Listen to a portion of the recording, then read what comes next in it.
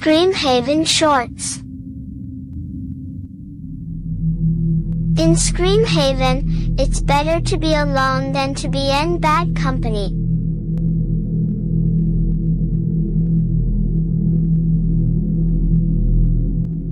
There was a man named Silas. Alone, hollowed out by loss. His apartment was too quiet, his bed too large, his phone too silent. One night, scrolling past the usual noise, he saw an ad. The substitute service, we provide what you've lost. Silas thought it was a scam. But the ache in his chest was stronger than his doubt. So he called. The next day, a woman arrived at his door.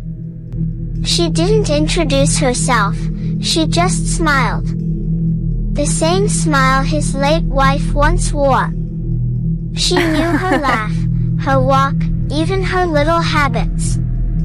It wasn't perfect, but it was close enough. Silas wept. And then he let her in. Soon, he ordered more. A brother he hadn't spoken to in years. A mother who'd been dead for decades. A best friend who had betrayed him long ago. Each one arrived, polished, convincing, eager to play their part. At first, Silas felt whole again. Meals around the table. Laughter echoing through the halls. The family he'd buried had returned. But the longer they stayed, the stranger it became. The substitutes no longer waited for Silas to call. They lingered, uninvited, moving through his home like they owned it. And then one morning, Silas woke to find a man at the head of the table, himself. Same face. Same voice. Same memories.